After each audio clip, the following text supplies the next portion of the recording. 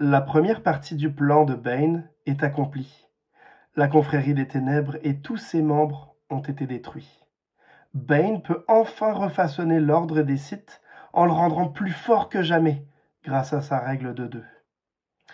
Et comme si le côté obscur lui-même soutenait son projet, Bane vient tout juste de trouver une jeune fillette du nom de Rain qui a un énorme potentiel dans la force.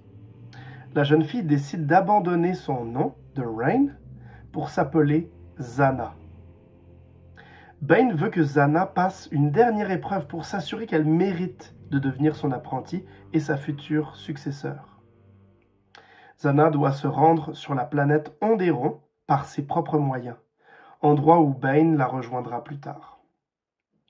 Le seigneur Sith, lui, veut d'abord se rendre sur Dxun, l'une des lunes d'Onderon. Se fiant à un manuscrit qui avait visiblement appartenu à Cordis, Bane a appris que le tombeau du puissant seigneur Sith Freedon Nad se trouvait là-bas. Lui qui est toujours en quête de connaissances décide que l'endroit pourrait se révéler intéressant. Il décide alors de quitter Ruzan en laissant Zana se débrouiller seule. Pendant le voyage qui l'amène vers Dxun, Bane est en permanence confronté au spectre du défunt Cordis et également à celui de Khan, qui l'accuse pour ses actes passés et sa trahison qui a permis la complète destruction de la confrérie. Alors qu'il arrive en vue de la lune de Dxun, Bane cède bêtement à sa colère et tente de détruire le spectre de Cordis en faisant appel au côté obscur, ce qui ne fait qu'endommager son vaisseau et le contraint à se poser en catastrophe dans la jungle. Son vaisseau est alors hors d'usage et Bane se blesse lors de l'atterrissage forcé. Ne pouvant utiliser les mêmes techniques de guérison que les Jedi, Bane décide de laisser de côté sa douleur pour se mettre en quête d'un point focal du côté obscur qu'il repère aussitôt, soit le tombeau de Freedon Nad. Bane parvient difficilement à se frayer un passage à travers la jungle. Il est confronté non seulement au spectre de Cordis, mais aussi celui de Khan, et en plus, il est attaqué par une féroce créature féline, nommée Garzer. C'est donc un Bane passablement fatigué qui parvient finalement à destination et qui se faufile dans le tombeau en quête de connaissances. Car si la place semble déserte à première vue, elle n'est pas pour autant indigne d'intérêt et renferme encore bien plus de secrets que Bane n'en espère. Dans le tombeau, Bane découvre un passage scellé que personne n'a franchi depuis plusieurs siècles, voire plusieurs millénaires. De l'autre côté, dans une vaste chambre circulaire, il aperçoit en son centre, sur un piédestal, l'holocron qu'il est venu chercher. Mais tout n'est pas si facile. Alors que tout semble aller pour le mieux, une multitude d'insectes apparemment indestructibles, comparables à des cloportes géants, font irruption et semblent attaquer Bane au moment où il essaye d'attraper l'holocron. Totalement débordé, Bane, impuissant, constate de premier abord avec effroi que 2 de ces insectes se sont attachés à ses chairs de manière symbiotique. Il attrape alors l'holocron et fuit hors de la pièce avant de la refermer derrière lui. Grâce à l'holocron de Freedon Nad, Bane apprend que ces crustacés singuliers qui se sont attachés à lui s'appellent des orbalisques. Il apprend qu'il ne peut pas s'en débarrasser, mais aussi que ces créatures peuvent régénérer ses tissus et peuvent lui servir d'armure vu qu'elles résistent aux lames de sabre laser. Il décide alors que la douleur qu'elles lui font subir est un moindre mal par rapport aux avantages qu'elles lui procurent. Bane va aussi apprendre que les orbalisques risquent de se répandre sur tout son corps, ce qui pourrait finir par l'étouffer. Heureusement, l'holocron contient également les plans d'un casque spécial destiné à empêcher les parasites de se propager sur ses yeux, son nez et sa bouche. 4 jours plus tard, c'est un Bane beaucoup plus puissant que l'ancien qui sort finalement du tombeau, pour se retrouver une fois de plus nez à nez avec les 2 spectres de Cordis et de Khan. Mais cette fois-ci, grâce à la puissance des orbalisques, Bane parvient à générer une attaque du côté obscur qui balaie pour toujours les revenants des anciens seigneurs Sith morts sur Ruzan. Bane tente ensuite de rejoindre la planète Onderon, qui se situe si près de Dxun que leurs 2 atmosphères se rejoignent parfois. Mais n'ayant plus son vaisseau, Bane a alors l'idée de maîtriser puis de chevaucher un Drexel géant, un genre de reptile ailé. Grâce à ce moyen de locomotion, Bane rejoint enfin Onderon, où il arrive juste à temps pour tirer Zana d'un sale pétrin. Au terme d'un rapide combat mettant à profit sa nouvelle invulnérabilité, Bane retrouve finalement Zana, qui a largement réussi son test, et qui lui a même amené un nouveau vaisseau. Il fait officiellement d'elle son apprenti.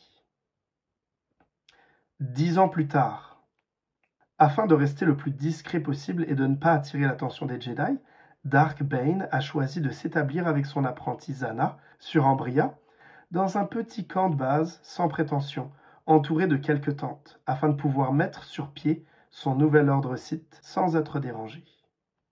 Grâce au fonds dérobé à la confrérie des ténèbres, il parvient à mettre sur pied un vaste réseau d'espionnage d'envergure galactique.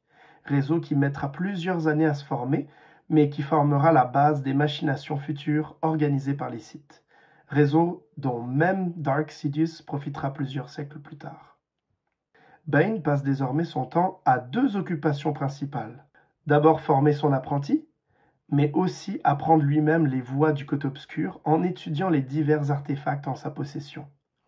Un apprentissage nécessaire et fastidieux, car même au bout de 10 années, le seigneur des Sith n'a toujours pas la connaissance suffisante pour fabriquer son propre holocron, ce qui lui coûte de précieux mois et l'amène à penser finalement que les orbalisques pourraient être la cause de son problème.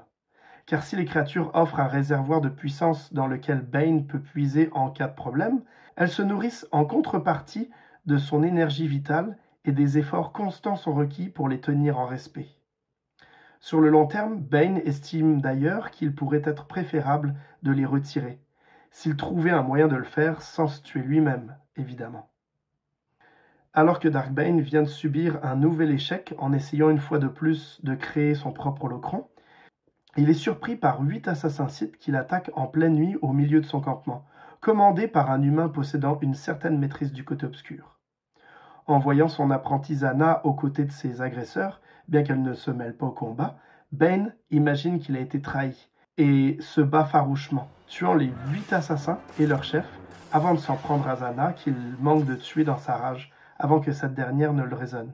Loin de le trahir, elle a en fait récupéré des informations prouvant que sa méthode de fabrication d'un holocron n'est pas complète et qu'il faut aller sur la planète Titan, dans la forteresse abandonnée de Belia Darzu, pour trouver un mode d'emploi complet. Satisfait de son apprenti, Bane décide de rallier Titan au plus vite, tout en envoyant Zana sur sa propre mission sur Coruscant. Elle doit se faire passer pour une simple padawan afin d'explorer les archives Jedi et de découvrir un moyen de retirer les orbalisques. Arrivée sur Titan, une planète oubliée du noyau profond réputée pour être le monde où l'ordre Jedi est né, Bane finit par trouver le temple de Belia Darzu. Il parcourt les salles abandonnées et découvre finalement une pièce où se trouve l'holocron de la Seigneur Sith. Mais son holocron est protégé par une horde de technobeasts qu'elle a elle-même créés. Autrefois, c'étaient des animaux, et désormais ils sont robotisés et munis de lames, de blasters intégrés et d'armures en pic. Après un long combat acharné contre les créatures mort-vivantes, qui dure plus d'1 heure, Bane finit par s'emparer de l'holocron et décide de l'étudier immédiatement. Il apprend ainsi comment fabriquer un holocron à son grand plaisir. Mais alors qu'il va regagner son vaisseau, son apprentie Zana arrive elle aussi, accompagnée de son cousin Darovith, qu'elle a rencontré au temple Jedi et qu'il a reconnu. Malheureusement, Zana, dont l'identité a été percée à jour, raconte à son maître que les Jedi sont à sa poursuite depuis Coruscant. Et effectivement, pas longtemps après, un 3e appareil fait bientôt son apparition. Devant l'imminence du combat, Bane et Zana préfèrent se replier dans la forteresse pour obliger les Jedi à les affronter à l'intérieur et ainsi réduire l'avantage de leur nombre.